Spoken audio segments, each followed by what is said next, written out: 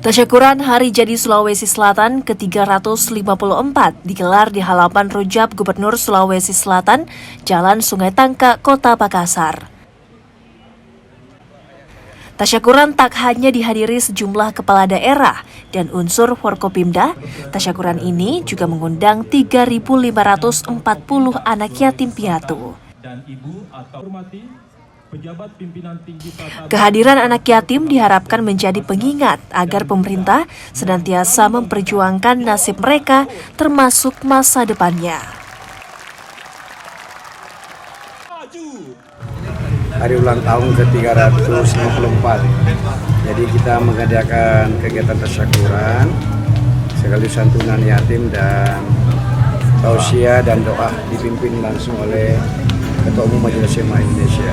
Kita lakukan semua ini semata-mata karena Allah Subhanahu wa taala, sekaligus bahan pengingat buat kita yang pemimpin selatan. Kayak kita tadi Pak Ketua Umum Majelis Ulama Indonesia menyampaikan, ulang tahun itu sebenarnya adalah waktu untuk merenung, melakukan kontemplasi.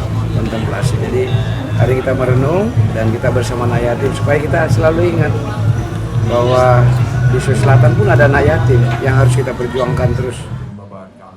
Dalam tasyakuran ini, Ketua Umum MUI Pusat, Kiai Haji Anwar Iskandar, turut hadir serta membawakan tausiah dan doa bersama. Sebuah hal yang penting ya, penting dalam arti ini sebagai lambang kepedulian orang kuat kepada orang lemah. Apa yang dilakukan oleh Pak Gubernur ini seharusnya kemudian nanti diteruskan oleh kepala daerah di tingkat 2, pengusaha-pengusaha juga peduli.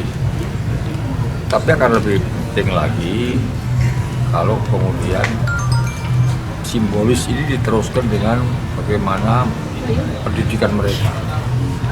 Pendidikan mereka ini harus kita perhatikan.